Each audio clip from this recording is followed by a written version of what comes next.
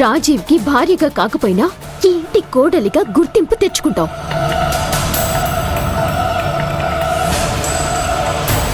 ఏ జ్యోతి, మరి నన్నిలా కరివేపాకులో తీసి పారేయకు. నువ్వు అక్కలాంటి దానివని. చెయ్యి వదిలివే.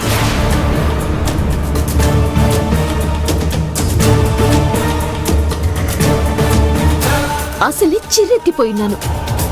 మెత్తగా మాట్లాడుతూ కత్తితో పొడిచే నటన నీకు బాగా వచ్చని నాకు తెలుసు. ఏం వండుకొని తింటావో తిను, నన్ను వదిలే. అక్క, నన్ను అక్క అని పిలువకు. నీకు కావాల్సింది వండి పెడతాను, దానికోసం దిగజారుకు. వెళ్ళవతరికి.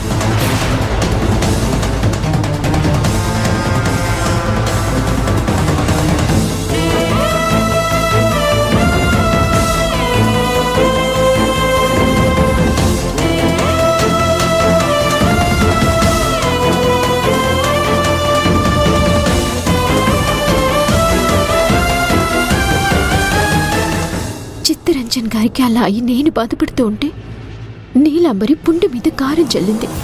శ్రావ్య కారం మీద నిమ్మరసం పిండితే కోపం రాదా? పాపం ఆకలేసినట్టుంది. కాస్త నాన్ వెజ్ వండి పెడదాం. ఏదో టెన్షన్లో దీన్ని పస్తరించడం ఎందుకో. అయ్యో అమ్మా, ఫోన్ టచ్ అయ్యి నీకు కాల్ వచ్చినట్టుంది. కొంపదీసి అంతా వినేసావా? మొత్తం విన్నానమ్మా. నాకు ముద్ద వండి పెట్టమంటే వంట మనిషినా పని మనిషినా అని ఏదేదో వాగేసింది. నన్ను పెంచిన వాళ్ళు కూడా పల్లెత్తు మాట అనింది లేదు. నేను సర్వేష్ కూతురిగా యువరాణిలా బ్రతికాను. రిక్వెస్ట్గా మాట్లాడినా రెస్పెక్ట్ లేకుండా ఏదేదో మాట్లాడేసింది.